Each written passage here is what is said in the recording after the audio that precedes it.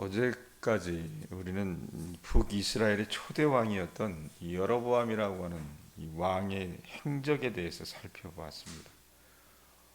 14장 21절에서 31절까지 오늘 우리가 본 본문은 이 여로보암과 동시대에 살았었던 남유다를 다스렸던 이 르호보암에 대해서 이야기하고 있습니다. 여러분,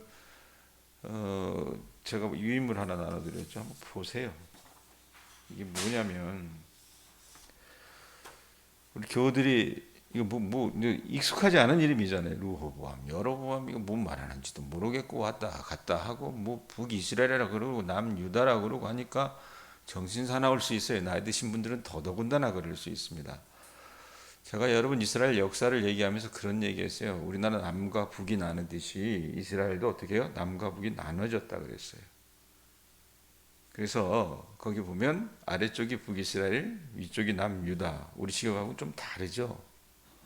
우리 같으면 아래쪽에 남유다를 놓고 북쪽에다가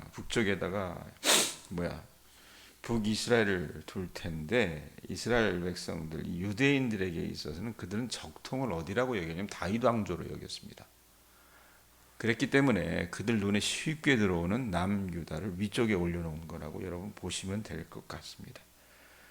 자, 보세요. 북이스라엘의 초대 왕이 누구였습니까? 밑에 보면은 여로보암이라고 나오죠. 보이세요? 자, 그럼 그 당대 여로보암 때의 위로 보면은 어떤 왕이 있었어요? 남유다에는 르호보암이라고 있었죠. 솔로몬 아들이에요. 그죠? 그래서 이런 식으로 열왕기상이 써져 나간다고 생각하시면 돼요. 그래서 우리가 10월 달 마지막까지 말씀을 읽어 나갈 때에 아마 엘리야에 관한 이야기까지 갈 겁니다. 그래서 전체 이 사람들이 어떤 예를 들면 이 르호보암 때부터 시작해가지고 끝나는 시드기야 때까지 딱 이 역사가 있어야 되는데 제가 중간에 딱 잘라버렸어요. 왜냐하면 너무 길어가지고.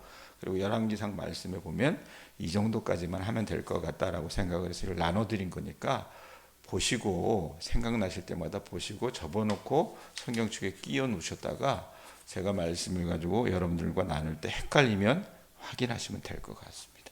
아셨죠? 자, 오늘은 누구에 대해서 얘기하는 겁니까? 르호보암에 대해서 얘기해요.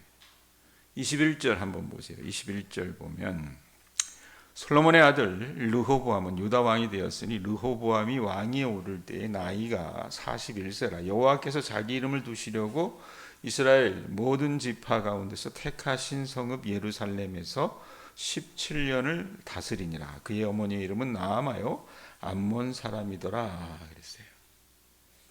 자, 솔로몬에게 여러분 아들이 있었어요. 솔로몬을 대신해서 왕이 된 사람이 누굽니까? 르호보암이 왕이 됐었는데 몇 살의 왕이 됐습니까? 41살의 왕이 됐습니다. 이 사람이 여러분 왕으로 통치한 기간은 언제냐? 거기 보면 르호보암에서 930년에서 어떻게 해요?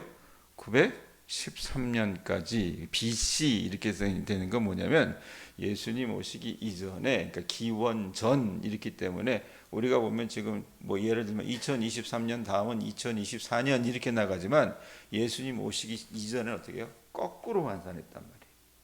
그렇기 때문에 거기 보면 930년에서 913년까지 17년간 통치했다 볼 수 있다라는 얘기입니다. 자, 그런데 재미난 건 여러분 이 말씀을 이렇게 쭉 보면요. 우리가 21절부터 31절까지 쭉 읽어 나갔지만 반복되는 여러분 그 내용이 딱 두 군데 나옵니다. 그게 뭐냐면 우리가 주목해야 될 건 뭐냐면 이 르호보암의 어머니에 대해서 우리 눈에는 별로 이렇게 눈에 안 들어올 수도 있는데 두 번이나 언급을 해요. 21절 다시 보세요. 21절 보면 여러분 뭐라고 얘기합니까? 뒤에 보면 뭐라 그래요? 그의 어머니 이름은 뭐래요? 나아마요. 그래 놓고 어디 사람이래요? 암몬 사람이다. 암몬의 공주였습니다. 그리고 31절 한번 보세요. 31절도 우리가 읽었으니까 르호보암이 그의 조상들과 함께 자니 그의 조상들과 함께 다윗성에 장사되니라. 죽었다는 얘기예요. 그죠? 그런데 뒤에 보면 뭐라고 얘기합니까? 읽어보세요. 그의 어머니 이름은 나아마요. 어디 사람이래요? 안몬 사람이더라 라고 얘기합니다. 여러분, 같은 말을 왜 두 번이나 반복할까? 이유가 뭘까? 이스라엘이 이 북이스라엘과 남유다로 나눠진 것은 솔로몬의 죄악 때문에 그렇습니다. 사실은 그렇죠. 예? 그러니까 아버지 솔로몬의 우상 숭배에 대한 하나님의 어떤 심판으로 12지파 중에 단 2지파의 왕이 됐던 게 르호보암이었어요. 자, 그렇다면 여러분, 반면교사 삼을 수도 있는 겁니다. 아버지처럼 살지 말아야 되겠다. 그러다가 큰 사단이 나겠다라고 생각을 해서 자기 잘못을 돌이켰으면 될 텐데, 이 아버지의 잘못을 돌이키기는커녕 이 남유다를 더욱 극심한 우상 숭배로 몰고 간 장본인이 누구냐면 르호보암이었단 얘기예요. 그러니까 아버지보다 더한 놈이었어요. 여러분, 솔로몬의 우상 숭배가 이방 여인과의 통혼으로 비롯됐잖아요. 정치적인 이유에서 나라를 안정시켜야 되니까 이웃 나라들과 또 이스라엘 족속 가운데 있는 소위 말하는 어떤 귀족들과 이렇게 결혼하면서 거기에서 빚어진 어떤 통혼으로 비롯되고 거기에서 우상 숭배를 하게 되거든요. 자, 그런데 이 르호보암의 어머니가 여러분 어디 출신이라고 얘기합니까? 암몬 여자였습니다. 이스라엘 여자가 아니었다는 얘기예요. 그러니까 그 이방 여인을 어머니로 둔 르호보암은요, 하나님의 경고보다는 이게 두 번이나 딱 반복하는 이유가 도대체 뭘까? 그냥 유추할 수밖에 없는 거예요. 왜 그랬을까? 하나님께 영향을 받기보다는 자기 어머니의 영향을 더 무섭게 받고 있었다는 것을 우리가 말씀을 통해서 확인할 수 있다는 얘기입니다. 그러니까 두 번이나 써놓은 거예요. 자, 그래서 이 르호보암이 어떻게 했습니까? 22절부터 24절 보세요. 한번 읽어봅니다. 시작. 유다가 여호와 보시기에 악을 행하되 그의 조상들이 행한 모든 일보다 뛰어나게 하여 그 범한 죄로 여호와를 노엽게 하였으니 이는 그들도 산 위에와 모든 푸른 나무 아래에 산당과 우상과 아세라상을 세웠습니다. 그 땅에 또 남색하는 자가 있었고 여호와께서 이스라엘 자손 앞에서 쫓아내신 국민의 모든 가증한 일을 무리가 뭐했대요? 본받아 행하였더라 그랬습니다. 자, 르호보암이 조장한, 여러분 어떻게 보면 솔로몬 때부터 시작됐던 이 우상 숭배는요, 이 르호보암 때 이래서 완전히 꽃을 피우는 것 같아요. 말씀해 보면 뭐라고 얘기합니까? 23절 뒷부분에 보면 산당과 우상과 아세라 목상을 세우는 범죄를 이들이 행했다 그 말입니다. 자, 그런데 이건 르호보암만이 행한 것이 아니라 22절 앞부분에 보면 뭐라고 얘기합니까? 유다가 여호와 보시기에 악을 행했다라고 얘기합니다. 민족 전체가 어떻게 해요? 죄짓고 앉아 있는 거예요. 자, 그들이 여러분 부르심을 받은 하나님의 백성으로 살아야 됐었습니다. 그렇게 살기보다 그들 주변에 있는 가난한 백성들처럼 돼버렸다 그 말입니다. 예? 여러분 21절 말씀 보세요. 21절 말씀 보면은 뭐라고 얘기하냐면 21절 말씀 보면은 그 뒷부분에 뭐라고 얘기하냐면 여러분 거기 한번 보세요. 예루살렘을 얘기할 때에 뭐라고 얘기하냐면 여호와께서 자기 이름을 두시려고 이스라엘 모든 지파 가운데 택하신 성읍을 예루살렘이라고 얘기합니다. 그러니까 이스라엘 백성들은 여러분 그 택하신 성읍 이 예루살렘에서 그 예루살렘 성전에서 하나님을 섬기고 하나님의 백성답게 살아야 되는데 오히려 그들 주변에 있었던 가나안 사람들의 우상 숭배와 음란한 생활을 어떻게 해요?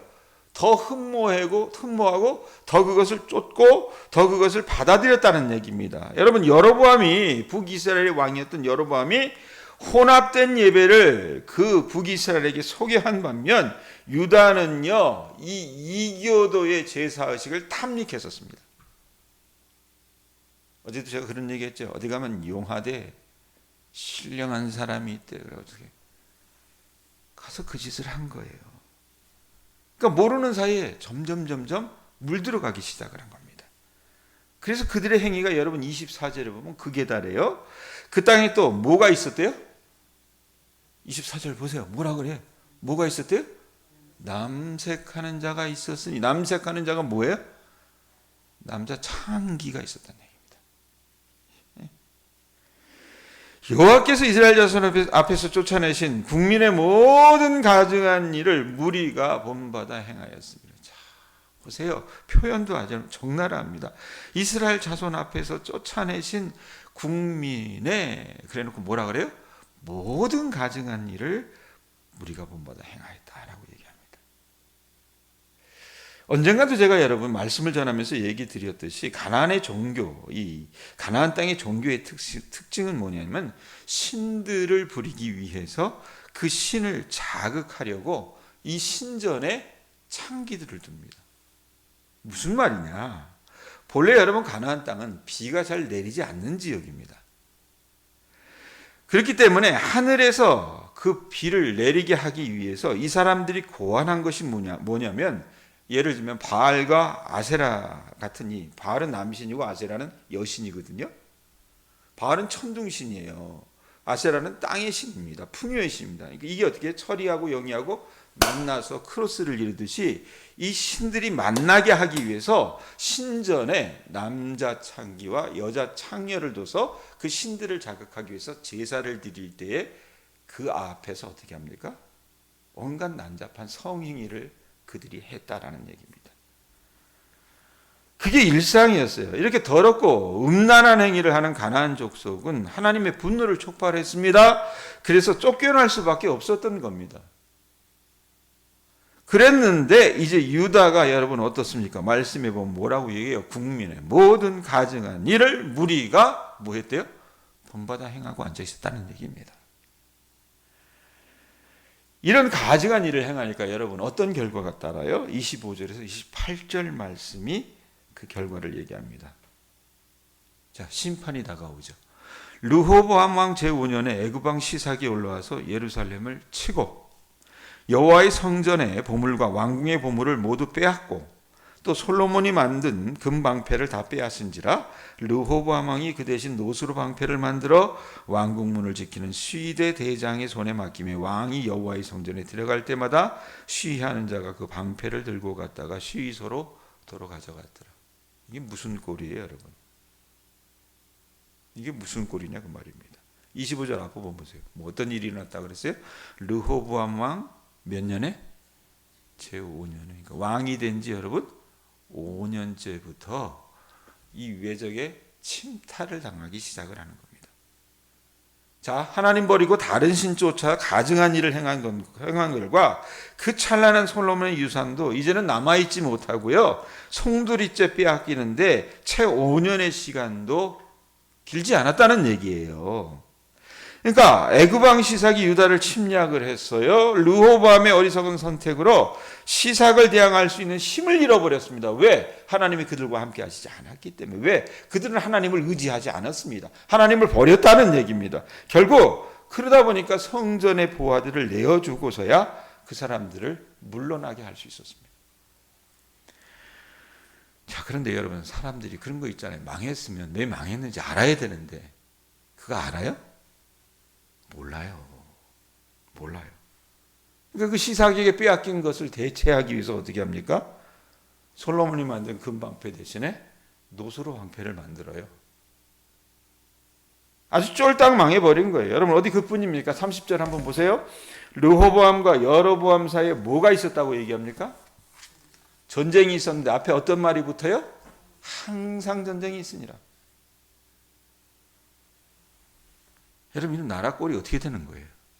외적의 침탈을 받고요. 남과 북이 싸움질을 해가지고 항상 불안한 거예요. 우리나라 사람들은 북한과 늘 대치하고 있으니까 이제 미사일이 날아다녀도 여러분 별 감흥이 없지만 외국 사람들이 여러분 이 한반도를 보면서 불안함을 느끼는 건 뭐냐면 저렇게 싸우고 저렇게 갈등하고 있기 때문에 불안함을 느껴요. 한반도가 여러분 어떻게 보면 어떤 위기, 어떤 일촉즉발의 상황일 수도 있다라는 얘기입니다. 혹시 뉴스 보셨어요? 어제 오늘? 어제 그저께? 이스라엘하고 여러분 팔레스타인 사이에 지금 전쟁이 일어났잖아요. 비스무리한 거라 그 말입니다. 그럼 어떻게 해요? 살 수가 있어요? 살 수 없다는 얘기입니다. 자, 그러면 이 말씀 가지고 정리해 봅시다. 남유다가 왜 이렇게 하루아침에 쫄딱 망했을까? 망한 거잖아요. 안 그래요? 망한 거잖아요. 이유가 뭘까? 오늘 말씀해 보면 여러분 이유가 뭐라고 얘기합니까? 우상숭배라고 말합니다. 그렇다면 여러분 우리 시대의 우상이라고 하는 것은 도대체 뭘까? 가나안의 신과 같은 대표적인 우상은 무엇일까? 뭘 것 같아요?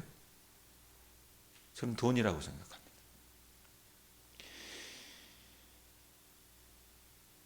전신론이라고 하는 책에 보면 이런 말이 있어요. 전신론이 뭐냐면 여러분 동전할 때 그 전자가 돈전자잖아요. 그리고 신이 뭐냐? 귀신 신자입니다. 논한다 할 때 논자. 이 전신론이라고 하는 그 책에 보면 이런 말이 있어요. 잃으면 빈약해지고 얻으면 부강해진다. 돈은 날개가 없어도 날아다니고 발이 없어도 내달리니 엄하고 굳은 얼굴을 풀어주며 열기 어려운 입도 열게 하는 것이 돈이다. 돈이 많은 이가 앞에 서고 돈이 적은 이는 뒤에 머물 수밖에 없다. 틀린 얘기 아니죠. 그래놓고 이렇게 사족을 달아요. 예법에 따르면 엄숙하게 굴거나 예법을 따지며 그러니까 예의 범죄를 따지며 엄숙하게 굴거나 시종일관 험악한 표정을 짓던 자도 돈 앞에서는 무장해제되듯이 풀려버린다. 맞죠? 그 어떤 협박과 회유에도 꿈쩍하지 않고 무덤까지 비밀을 가지고 갈 태세였던 자도 돈질 앞에서는 고분고분하며 입을 연다. 틀려요? 사람이 모인 곳에서는 돈이 많은 이가 윗사람 노릇하고 돈이 적은 이가 별 대접을 받지 못한다. 돈이 권력이요 쥐인 셈이다. 어디 사람 사는 세상에서만 돈이 위세를 부리는 게 아니다. 그리고 이런 말을 해요. 우리 속담에 여러분 이런 말이 있대요. 혹시 아세요? 돈만 있으면 염라대왕 문서에서도 내 이름을 뺄 수 있다고 얘기합니다. 뭔 말이에요? 처음 들어봐요? 예? 그러니까 저승의 명부에서 이름을 빼서 이승의 수명을 더 늘릴 수 있다라고 하는 뜻이래요. 그러니 저승사자나 염라대왕의 공포도 돈으로 누구를 드릴 수 있다라는 그 얘기를 우리 조상들이 했다는 얘기입니다. 목사가 별말 다 하고 앉았어요. 지금 염라대왕하고 앉았어요. 예? 중국 속담에도 여러분 이런 비슷한 속담이 있대요.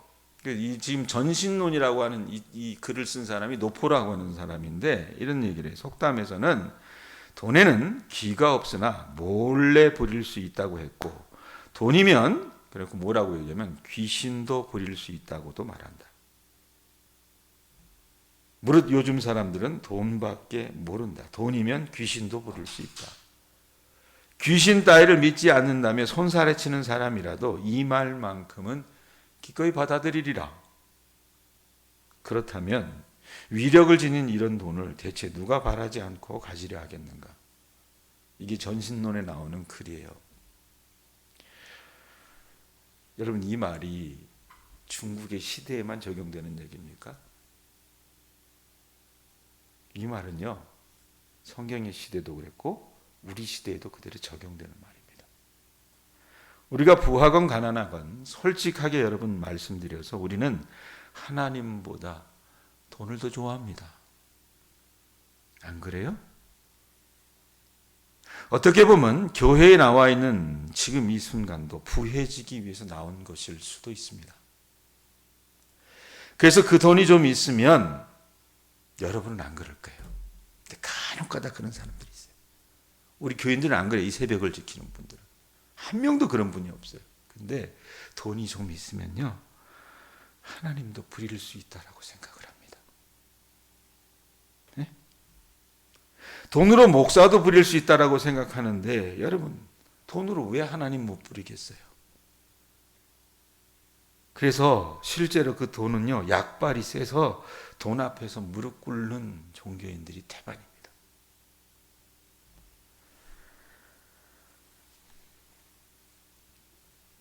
슬슬 이 지경이 되니까 우리 안에는 여러분 뭡니까? 하나님보다 돈이 더 세다. 돈이 최고다. 이런 생각이 팽배해지기 시작한다고 말입니다. 그래서 돈 벌기 위해 여러분 우리가 어떻게 해요? 애를 씁니다. 발악을 합니다. 수단 방법 가리지 않고 봅니다. 예수 믿는다고 해도 다르지 않아요. 그러나 여러분 미안하지만 그것이 가나안의 종교의 모습이고 그것이 또 다른 남색 음란 행위일 수 있다고 성경은 우리에게 말하고 있는 겁니다. 여러분 르호보암이요 그 선친의 영화를 잃어버린 것은 불과 5년이 채 되지 않았습니다. 망하는데 5년밖에 걸리지 않았다는 얘기입니다. 왜 망했습니까? 하나님 대신 가증한 이교를 섬겨서 쫄딱 망한 거예요. 우리 역시 이럴 수 있다고 말입니다. 우리도요 르호보암처럼 하루아침에 쫄딱 망할 수 있어요. 어떨 때 망할 수 있습니까? 하나님 대신 세상의 헛된 신, 즉 돈으로 대표되는 그 우상을 섬기며 하나님도 내 돈으로 부릴 수 있다고 생각하는 그때가 곧 우리가 하나님의 진노를 격발시키는 때가 될 것이고 결국은 망하는 지름길로 들어가게 되는 시발점이 될 수 있다라는 얘기입니다. 그러므로 하나님 아닌 다른 것 무엇보다도 돈을 섬기는 우리의 마음을 내려놓으실 수 있는 주님의 자녀들 되실 수 있기를 바랍니다. 여러분이 진정으로 형통하고 진정으로 그 복이 충만한 삶을 살고 싶다면 이제 선택하실 수 있기를 바랍니다. 하나님이냐 돈이냐 공은 여러분에게 가 있습니다. 기도하겠습니다. 하나님 아버지, 성경의 이 많은 교훈들을 우리에게 주심을 감사드립니다. 주님, 우리가 그 교훈들을 거저보고 한 귀로 듣고 한 귀로 흘려버리지 않게 하여 주시옵소서. 그 찬란했던 솔로몬의 시대가 솔로몬이 죽고 나서 단 5년 만에 망할 수 있었던 이유는 무엇인가? 솔로몬도 그러했지만 르호보암도 철저하게 하나님 아닌 다른 우상을 섬겼던 것을 기억하고 우리 안에 또 다른 우상, 하나님보다 더 크다라고 생각하는 그 우상을 이제는 내려놓고 주만 섬기는 주의 자녀들의 삶이 될 수 있게 하여 주시옵소서. 하나님, 돈 보면 욕심납니다. 하나님, 잘 나가고 잘 사는 사람들 보면 부럽습니다. 주님, 우리 교인들 그것 보면서 너무 탐닉하다가 그 탐심이 우리를 지배해서 하나님 대신 그 돈에 목매는 자 되지 않게 하여 주시옵소서.